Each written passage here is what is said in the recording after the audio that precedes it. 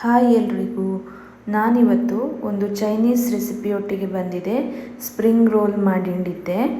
ಇದಕ್ಕೆ ಬೇಕಾದಂಥ ಸಾಮಗ್ರಿ 3 ಬಣ್ಣದ ಕ್ಯಾಪ್ಸಿಕಮ್ಮು, ಬೀನ್ಸ್, ಸಣ್ಣ ತುಂಡು ಕ್ಯಾಬೇಜ್, ಕ್ಯಾರೆಟ್, ಬೆಳ್ಳುಳ್ಳಿ, ನೀರುಳ್ಳಿ ಮತ್ತು ಶುಂಠಿ, ಅರ್ಧ ಕಪ್ಪು ಕಾರ್ನ್ ಹುಡಿ, 1 ಕಪ್ಪು ಮೈದಾ ಮತ್ತು ಮಸಾಲೆಗೆ ಇಲ್ಲಿ tomato ketchup, soya sauce, green chilli sauce, vinegar, ಒಳ್ಳೆ ಮೆಣಸು ಮತ್ತು ರುಚಿಗೆ ತಕ್ಕಷ್ಟು ಉಪ್ಪನ್ನು ಯೂಸ್ ಮಾಡಿಟ್ಟಿದ್ದೆ.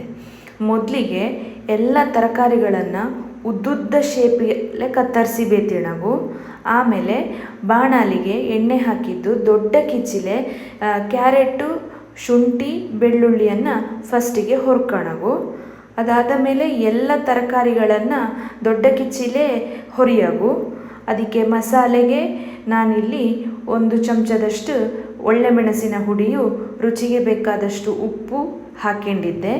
ಮಿಕ್ಸ್ ಮಾಡಿ ಆದ ನಂತರ 1 ಚಮಚದಷ್ಟು ಸೋಯಾ ಸಾಸು, 2 ಚಮಚದಷ್ಟು ಟೊಮೆಟೊ ಕೆಚಪ್ಪು, ಅರ್ಧ ಚಮಚದಷ್ಟು ಗ್ರೀನ್ ಚಿಲ್ಲಿ ಸಾಸು, 1 ಚಮಚದಷ್ಟು ವಿನೇಗರ್ ಇದನ್ನು ಹಾಕೊಂಡಿದ್ದು ಮಿಕ್ಸ್ ಮಾಡಿ ಬದಿಗೆ ತೆಗೆದು ಬೇತೀನಿ.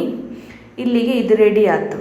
ಮತ್ತೊಂದು ಕಡೆಲೆ 1 ಕಪ್ಪು ಮೈದಾ, ಅರ್ಧ ಕಪ್ಪು ಕಾರ್ನ್ ಹುಡಿ, ರುಚಿಗೆ ತಕ್ಕಷ್ಟು ಉಪ್ಪು ಮತ್ತು ನೀರನ್ನು ಸೇರಿಸಿದ್ದು ಒಂದು ದೋಸೆ ಹಿಟ್ಟಿನಂಗಿದ್ದ ಒಂದು ಹಿಟ್ಟನ್ನು ರೆಡಿ ಮಾಡಿ. ಇದರ ಕನ್ಸಿಸ್ಟೆನ್ಸಿ ನಿಮಗಿಲ್ಲಿ ಕಾಣ್ಲಕ್ಕು.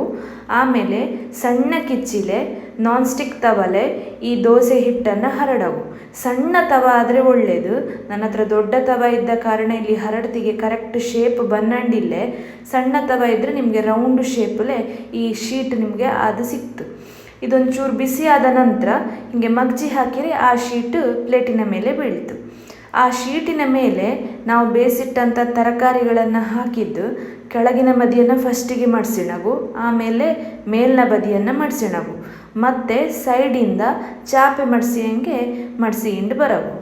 ಲಾಸ್ಟಿನ ಪೋರ್ಷನಿಗೆ ನಾವು ಮಾಡಿಟ್ಟಂಥ ಹಿಟ್ಟನ್ನು ಒಂದು ಬೆರಳೆ ಹಚ್ಚಿನಿ. ಅಷ್ಟೊತ್ತಿಗೆ ಅದು ಗಮ್ಮಿನಂಗೆ ಅದು ಅಂಟಿತು. ಆ ಶೀಟು ಒಂದು ಬದಿಗೆ ಅಂಟಿದ್ದು ಎಣ್ಣೆಗೆ ಹಾಕ್ತಿಗೆ ಇದು ಬಿಟ್ಟು ಬರ್ತಲೆ ತರಕಾರಿ ಎಲ್ಲ. ಹೀಗೆ ಎಲ್ಲವನ್ನು ರೆಡಿ ಮಾಡಿ ಬೇತೀನಿ. ಆಮೇಲೆ ಬಿಸಿ ಬಿಸಿ ಎಣ್ಣೆಗೆ ಹಾಕಿದ್ದು ಇದನ್ನು ಹೊರ್ಕಣಿ. ಇದು ಗೋಲ್ಡನ್ ಬ್ರೌನ್ ಕಲರ್ ಬರುವಲ್ಲಿವರೆಗೆ ಚೆಂದ ಮಾಡಿ ನಾವು ಹೊರಿಯವು.